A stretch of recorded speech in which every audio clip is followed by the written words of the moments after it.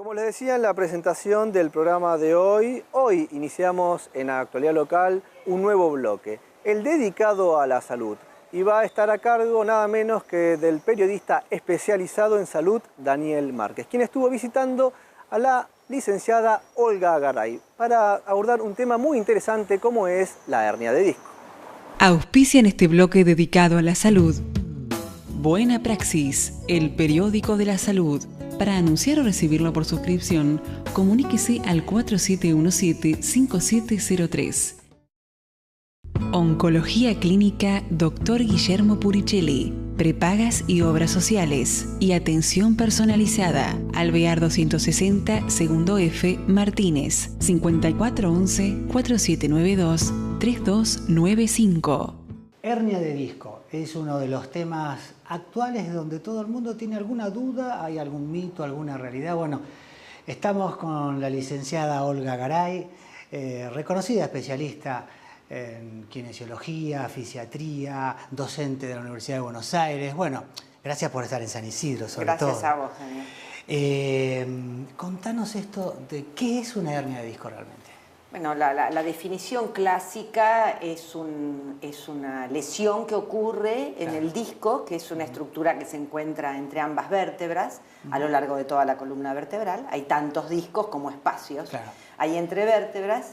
Estos discos comienzan a tener un sufrimiento de tipo mecánico hasta que en algún momento una parte de la estructura se rompe y se produce una salida del líquido que se encuentra en el centro que es el que cumple la verdadera función de amortiguación hidráulica, que es lo que son los discos. Esa es la definición clásica de lo que es una hernia de disco. Ahora, la gente que padece esto, ¿siempre tiene algún síntoma, algo que...? No, esto es... esto te lo voy a contestar con un axioma de un viejo clínico del Hospital de San Isidro, que cuando yo miré maravillada la primera resonancia magnética, me miró muy serio y me dijo: la clínica manda, licenciada. Y que exactamente, o sea, un paciente puede tener este daño ya producido en la estructura y no tener síntoma. Porque el síntoma no necesariamente se produce inmediatamente, sino cuando las condiciones de inflamación de la zona hacen que ese material que se ha desplazado desde su lugar natural comience a ocupar un espacio mayor. Pero tiene que haber un proceso inflamatorio, si no, no se explica. Porque si nosotros hacemos un montón de resonancias magnéticas en la calle, vamos a encontrar hernias de disco y pacientes sin síntomas. Sin síntomas. Esto es interesante como... Claro. Sí, porque ya ahí es un tema, ante el síntoma uno es más fácil decir, exactamente. Bueno, que generalmente es el adormecimiento de piernas, el dolor. Exactamente. Y mucha gente se ocupa de, lo primero que hace es tomar un analgésico para tapar, ¿no? Sí, el analgésico cumple la función que el clínico le adjudica, porque hay situaciones en las que el paciente está muy desbordado por el dolor. La idea es que no va a solucionar el conflicto mecánico que generó la hernia con el analgésico. En sí mismo ni está bien ni está mal. Esto es una decisión del clínico, del momento del paciente y de decidir hasta qué punto ese paciente puede tolerar ese dolor. Porque a veces el dolor por supuesto. Es tan intolerante y el círculo vicioso de dolor-contractura, contractura-dolor, habrá momentos en los que en realidad lo más importante en esto es no decirle no a nada y sí a todo con criterio y dentro de un equipo que atienda al paciente. ¿Cómo actúan ustedes? O vos, primero, actuamos de acuerdo a cómo creemos que se ha formado.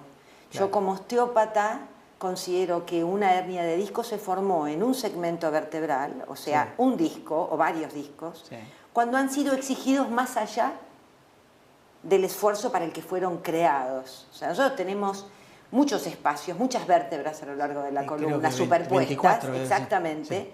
Entonces, en algún momento determinado hay un grupo de ellas que deja de tener movilidad y exige a una o a varios segmentos por encima o por debajo afrontar el movimiento y afrontar la exigencia. Para la osteopatía ese es el comienzo de una hernia de disco, es lo que llamamos nosotros el proceso de hipermovilidad. Por lo tanto, nuestro tratamiento busca revertir la situación. Ahora se me ocurre esta pregunta. Digo, suponte que viene un paciente sin síntomas acá.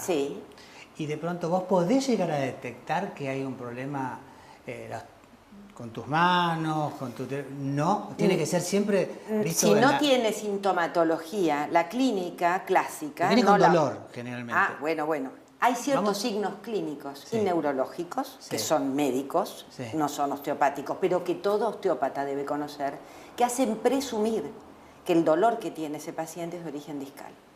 Y esto es muy importante saberlo en la primera visita, cuando a lo mejor todavía no ha hecho la resonancia, porque eso es lo que va a orientar al tipo de tratamiento que vamos a hacer. Sí, porque si haces un tratamiento, supongo, ¿no? Sí. Que no es el que corresponde, puede ser daño. Inflamar más, por ejemplo, provocar dolor. Mucho más. Entonces, tenemos la obligación de saber hacer un básico control neurológico para poder derivar rápidamente a ese paciente a un neurólogo si vemos una falta de fuerza que nos llama la atención y que persiste, una ausencia de reflejos. O sea, la mayoría de las situaciones no lo son, pero hay situaciones que son delicadas, donde el nervio puede sufrir un daño de manera permanente. Entonces tenemos que estar entrenados para distinguirlo eso. ¿Cuántos casos has atendido? Yo no tengo ni idea, pero muchísimos. Muchísimos. No hacemos estadísticas. Hay trabajos de investigación en osteopatía, algunos trabajos donde se están empezando a mostrar resultados. Hay trabajos hechos, pero muchos. Tenemos muchos casos. Con resultados favorables. Sí, que yo nunca le digo a un paciente que sí o sí se va a mejorar en mis manos. Vos me conocés que yo tengo la costumbre. Por supuesto. La mayoría de los pacientes tienen una buena respuesta, pero esto no depende solo de mí, ni de mi trabajo. También depende del paciente. Del paciente, de sus hábitos de vida, del estado de su cuerpo, de su peso, de la actividad física que realice. Gracias, Olga. Vamos a seguir hablando de estos temas porque son muy interesantes. Muy bien. Y le hace bien a la gente. Porque la idea de este espacio no solamente es informar, sino es formar, educarnos, aprender. Y a la hora de elegir algún profesional, cuando las circunstancias así lo indiquen, bueno, ya sabemos a quién tenemos que recurrir. Así que anótelo en sus contactos. Auspiciaron este bloque dedicado a la salud. Buena Praxis, el periódico de la salud. Para anunciar o recibirlo por suscripción, comuníquese al 4717-5703. Oncología Clínica Dr. Guillermo Puricelli. Prepagas y obras sociales y atención personalizada. Alvear 260, segundo F, Martínez, 5411-4792-3295.